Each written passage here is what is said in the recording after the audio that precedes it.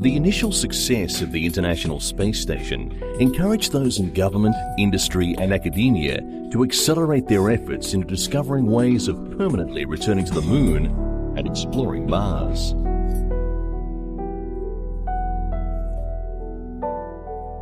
Inflated modules protected by lunar soil and linked together to form an expandable base were under study. To explore Mars, engineers began looking into robotic rovers that could serve as pathfinders for manned missions. In this scenario, a Mars spaceship is assembled in space using a robot arm. Heavy launch vehicles haul up its major components.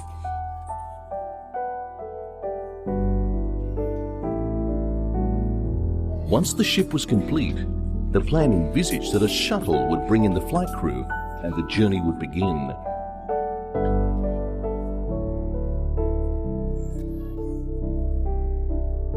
Upon reaching the planet, a crew-carrying lander would separate from the mothership. Guided by information from an earlier rover mission, it would be steered to a pre-planned touchdown spot, providing a base for Mars operations. The International Space Station initiated a period of intense activity by many of the world's brightest young scientists as they pursued early avenues that might allow the implementation of a lunar base and a journey to Mars. It was a comprehensive plan to extend human presence in space.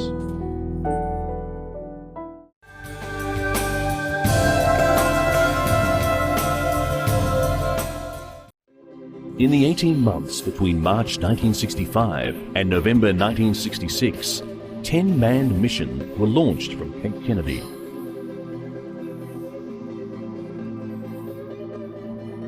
"16 astronauts journeyed to the spacecraft on Launch Pad 19.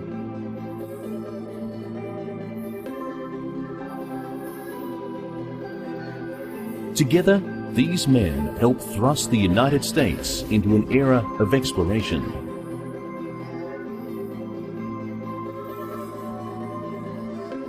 Gemini was a single concept with a number of assignments. It was, in a sense, one launch, one flight, one recovery.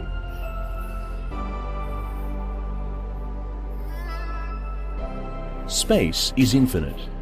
It yields slowly to exploration. In their journey into this environment, the Gemini astronauts logged more than 1,940 man-hours of flight. Hurtling through space at 5 miles per second, they circled the Earth 600 times.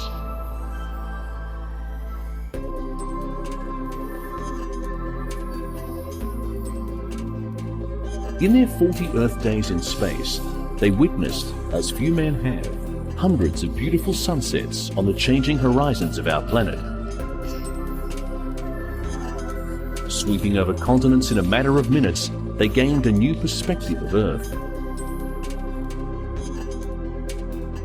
For Gemini, equipment and techniques were developed that enabled astronauts for the first time to maneuver their spacecraft, to change their orbit, and to accelerate to new heights.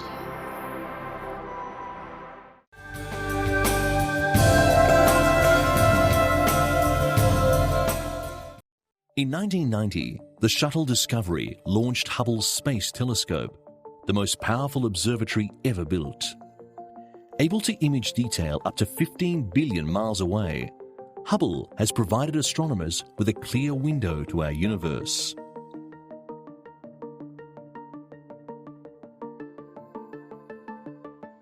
Soon after Hubble was deployed, scientists discovered an aberration in the 94-inch primary mirror.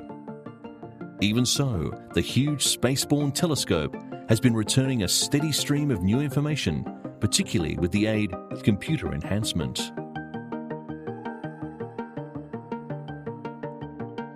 Similar processing has been used on data from other spacecraft like Voyager, which travelled past the planets. Enhancement now brings out more detail for Hubble scientists.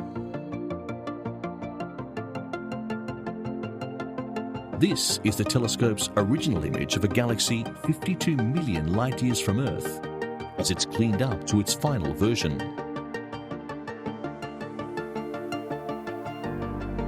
Here, light pulses in a straight line between Earth and a distant quasar. Years ago, Albert Einstein suggested that if a uniform object crossed the path, light would bend into a ring. But if the object were not uniform, the ring would break up into 4 patches. Known as the Einstein cross, Hubble reconfirmed this part of Einstein's theory of relativity. Hubble also showed scientists a celestial X marking the exact spot of a black hole, the possible mass of 1 million of our suns. Astronauts were already training to fix the Hubble mirror problem in late 1993. By substituting a special component in the telescope, the aberration was repaired. Called CoStar, this corrective optics package contains a series of mirrors that work like contact lenses to restore Hubble close to its full imaging potential.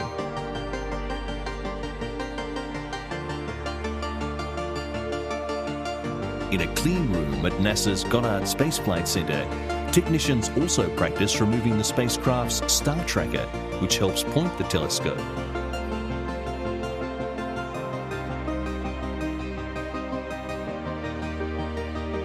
In the meantime, Hubble continues to send back fine detail of the planets, faraway galaxies, black holes, and distant stars, rewriting the textbooks on how we view our universe.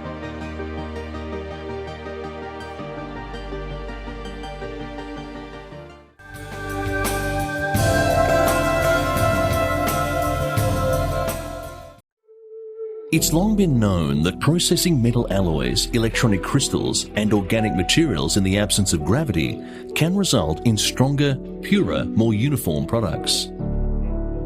Now that technology is being applied to the processing of biological materials in microgravity. Protein crystals are being grown in space because only there do they result in large, whole, perfectly shaped materials. These crystals are being used to advance the research efforts that could help us finally understand why tumours spread and what designer drugs can be manufactured to block them. The bioreactor is a new ground-based 3D tissue growth chamber that provides mechanical superiority over earlier models by partially simulating the microgravity of space here on Earth. The end product is higher fidelity tissue that better represents the structure and function of the original tissue. Pacemakers, remote patient monitoring systems, CAT scans, MRIs, biotelemetry, and bioreactors, all an unequivocal result of NASA's spaceflight efforts. And yet, they were never the original goal.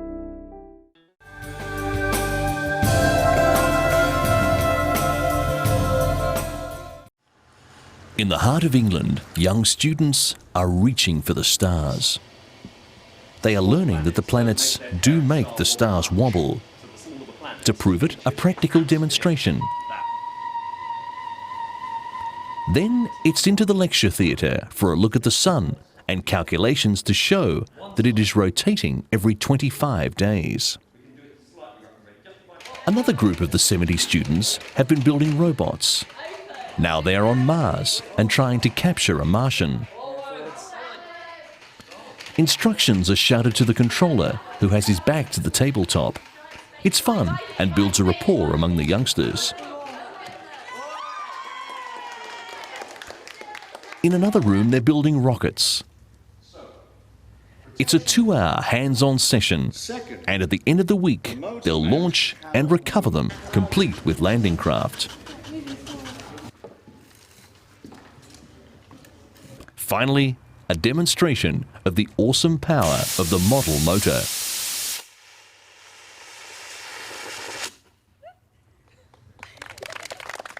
Who needs a holiday when there's space school?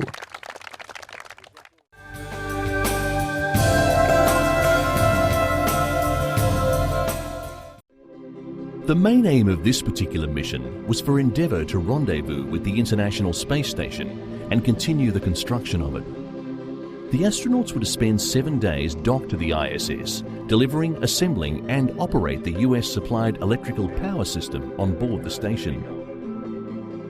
This included the delivery of the solar arrays and batteries, as well as radiators to provide cooling. These will be the first of a total of 8 sets of solar arrays that, once completed, will comprise the station's electrical power system, converting sunlight to electricity. Using the shuttle's robot arm, Canadian astronaut Mark Garneau moved the solar array into position above the truss structure and drove it home to its installation point. They then secured bolts on each of the 4 corners of the array assembly before Garneau released it from the arm.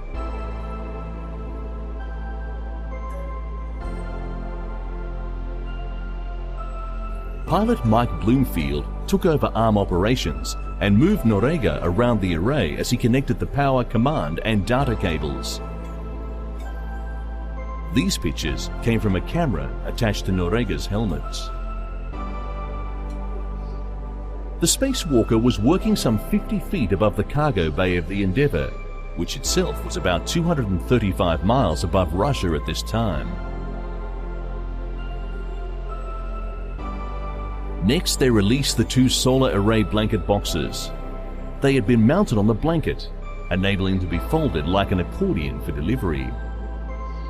But the initial computer commands to release the pins holding the blanket boxes closed were not successful. The commands were repeated, and the pins on the starboard blanket boxes released. But one pin on the port side blanket box remained in the closed position. It was decided to proceed with the deployment of the starboard solar wing, and the International Space Station slowly unfurled the first half of the solar array.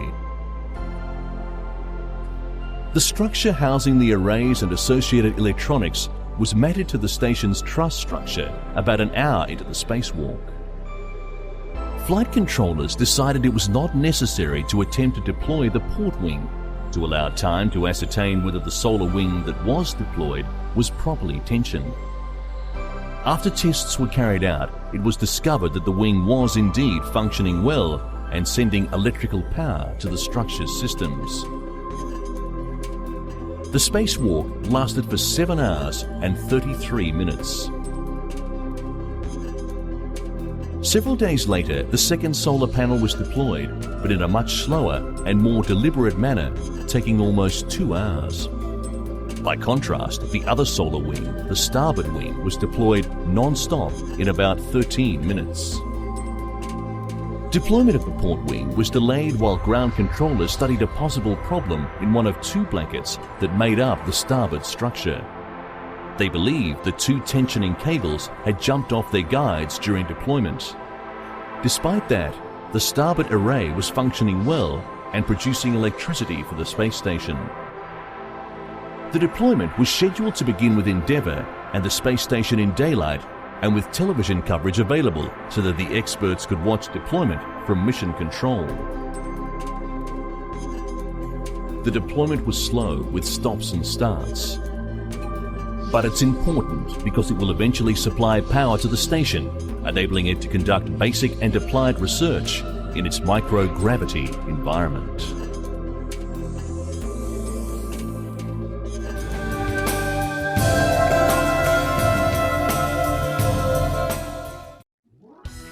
As objectives in space become more ambitious, new needs will emerge for realistic training environments.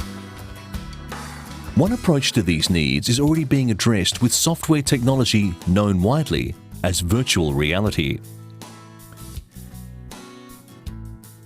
In a virtual environment, the user becomes an active participant in a world of computer-generated images simply by donning a special helmet and specially wired glove.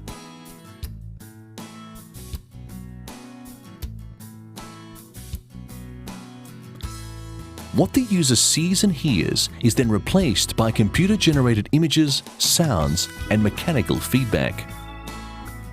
In a virtual environment, there are no boundaries of time, distance, or the laws of physics.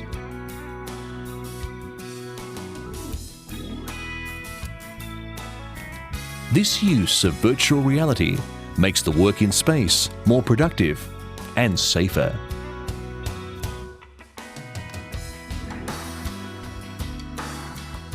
The sophisticated virtual reality software can put you outside of space station freedom, or let you retrieve food from a computer-generated refrigerator, or allow you to perform an important task in low Earth orbit.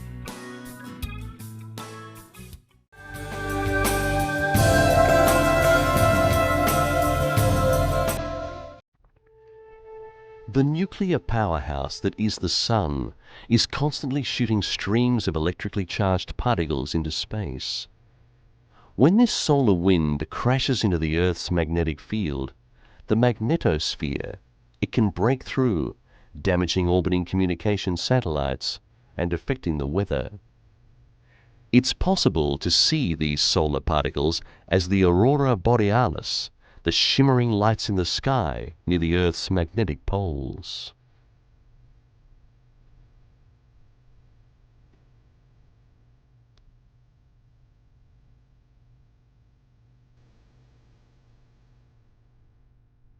Interest was high as the 4 satellites of the cluster mission began beaming back data from this cosmic battle zone hundreds of kilometers above our heads.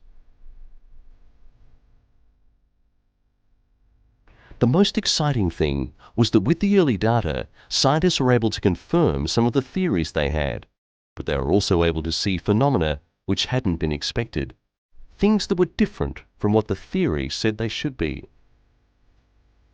The cluster mission was extended when China announced its first joint venture in space exploration with the European Space Agency.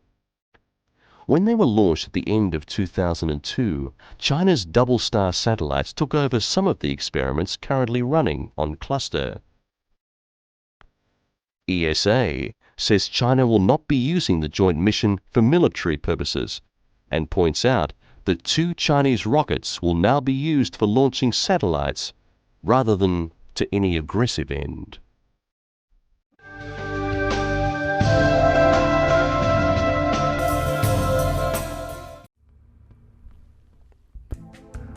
Here we see the Great Lakes and the lights of Houston at night. In space, you're able to float to the window and see several countries pass beneath you at the same time. From Italy all the way to Turkey. Space crews are privileged to be able to see phenomena that very few people will ever see. The Southern Lights, or Aurora Australis over the continent of Antarctica. At the end of mission STS-96, the crew deployed a small educational satellite named Starshine. Made of about 900 little mirrors, Starshine's mirrors catch the sunlight and reflect them back on Earth, allowing students to track it and calculate orbital parameters on the ground. Starshine allows students from all over the world to define for themselves what a moving satellite is all about.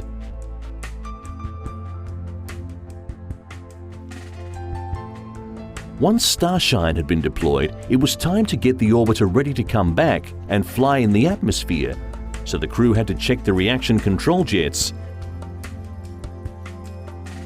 and also had to get everything stowed inside Discovery.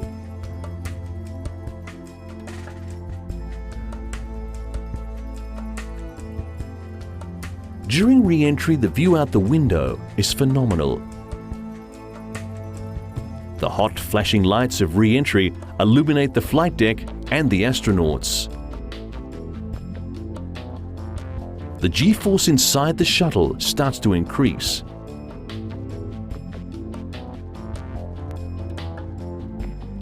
Here, it is at about G2. The colours out the windows are spectacular as they change from pink to orange and yellow as the crew falls back to Earth.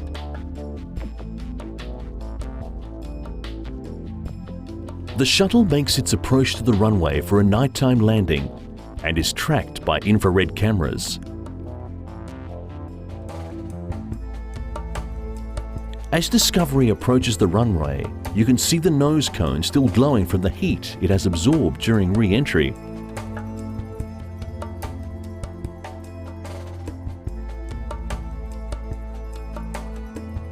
The landing gear is dropped once the shuttle is about 300 feet from the ground, and pilot Rick Husband shallows out the descent to come in and touch down at about 200 knots. It's a smooth landing as Discovery deploys a drag chute to assist in slowing down the landing.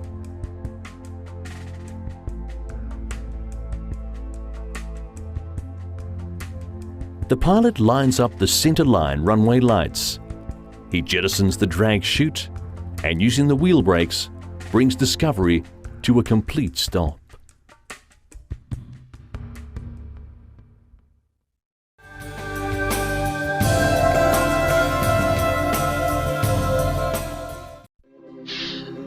A protective paint used on the Statue of Liberty. A tiny laser that unclogs arteries. And for the disabled, a vehicle control system like the lunar rovers. These are just a few of many products with their roots in space technology. This eye-testing device, in use at a kinder care learning centre, has been developed by medical scientists in Alabama.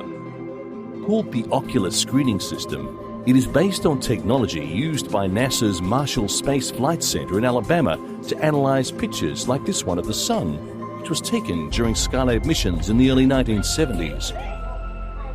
Ocular screening provides a simple, reliable way to detect eye problems in young children, problems which could be incurable if not treated early. The pictures produced by the system look like this. A totally red eye is healthy. White crescents or other variations indicate problems. 8 to 10% of the children tested so far have been found to have serious eye diseases or abnormalities. Children say that the testing is just like having your picture taken.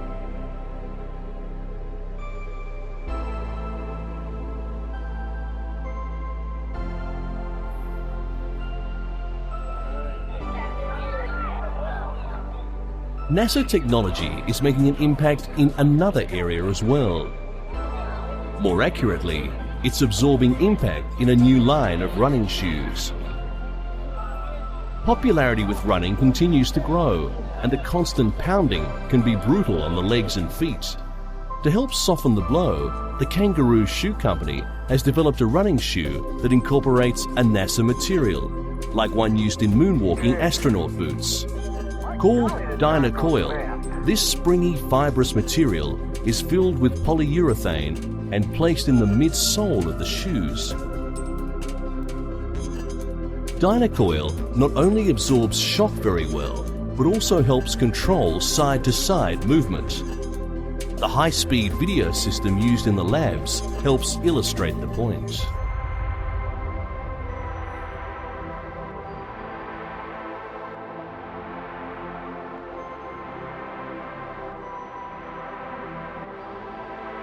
When we run, our feet don't just hit the ground and bounce straight back up.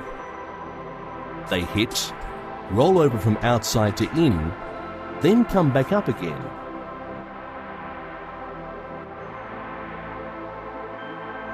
This is called pronation. If a foot overpronates, injury can occur, and until now, no shoe had ever controlled this motion so well. NASA and industry, bringing space technology down to Earth.